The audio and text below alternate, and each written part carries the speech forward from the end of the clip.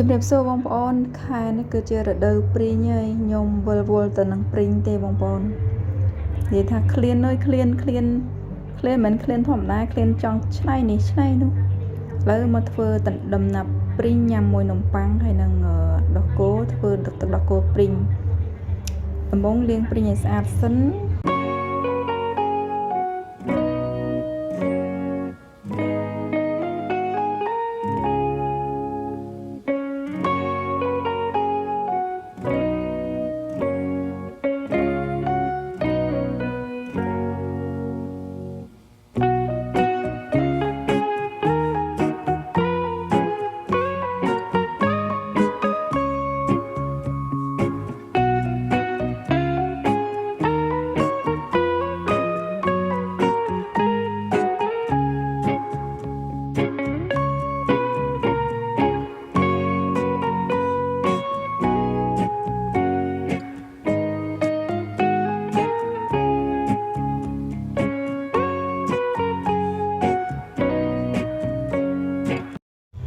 សម្រាប់ស្ករសនេះគឺដាក់ 30% ពីព្រីងពីផ្លែព្រីងទេបងប្អូនបើចង់ផ្អែមដាក់ 50% ពីព្រីងហើយដាក់ស្ករចូលហើយគឺអត់កូរទេទុកឲ្យវាឡើង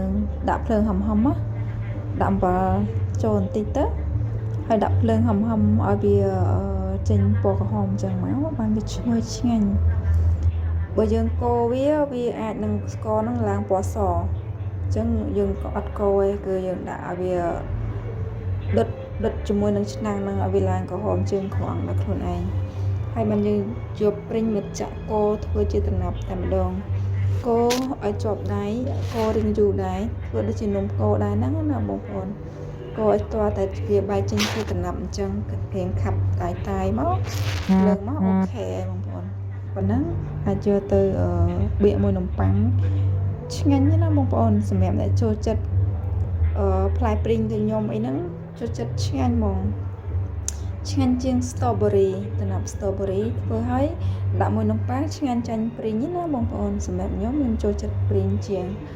ហើយណាមួយព្រីងខែហ្នឹងសម្បូរណាស្រួលរណាបងប្អូនញ៉ាំព្រីងអត់អស់អីហ្នឹងយកមកធ្វើដំណាប់អញ្ចឹងណាទុកបានយូរបងប្អូនកូរវាដាច់ទឹកជាងនឹងតិចទៀតទុកបានយូរកាន់តែបានយូរទៀតដាក់ក្នុងកែវទៅបើយើងមានទូទឹកកកដាក់ខ្លះសេទូទឹកកកទៅក៏បានដែរទុកបានរាប់ឆ្នាំញ៉ាំព្រីងបើយើងញ៉ាំអត់អស់វា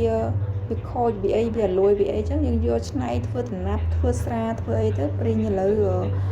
ច្រើនណានៅស្រុកខ្មែរយើងឥឡូវគេដាំបានញ៉ាំគ្រប់គ្នាដល់ពេលអញ្ចឹងទៅអ្នកខ្លះញ៉ាំអត់អស់ឯងចឹង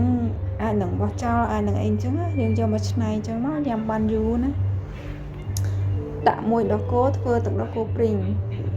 គោមួយដោះគោស្រស់ណាបងប្អូនចាក់ដោះគោស្រស់កលែងឆ្នាំងហ្នឹងទៅខ្លាយជាភេទជ្ជៈមួយមុខទៀតអីនេះដាក់ព្រីងឲ្យរៀងខាប់បន្តិចរៀងផ្អែម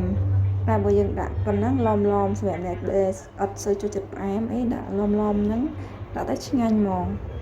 ហើយនំប៉័ងយកអានំប៉័ង4ជ្រុងនោះបងប្អូនអានេះខាំអស់មួយកណាត់ហើយបេះមួយកណាត់យកមកញ៉ាំ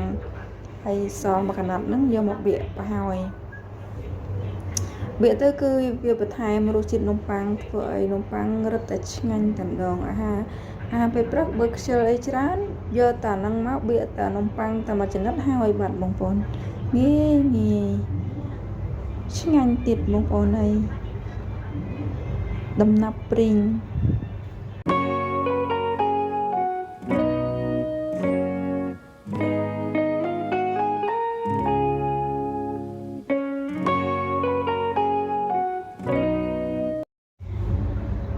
េះខ្ញុំឆ្នៃធ្វើជាទឹកដោះគោព្រីងមួយមុខទៀតណាបងប្អូន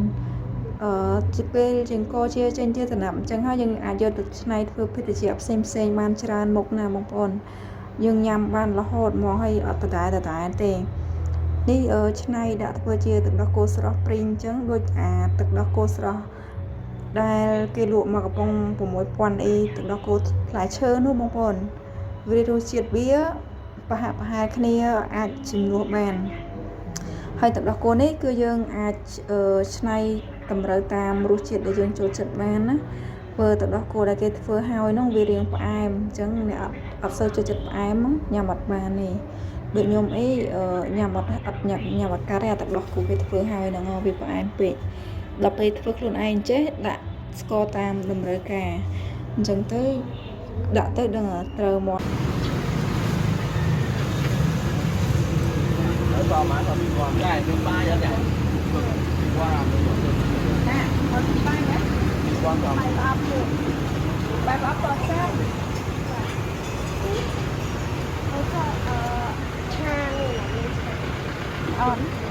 nè sạch tiền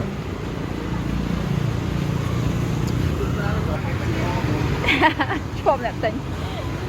chẳng phải tiền sai đó chẳng giờ nếu mà không mà cho một áp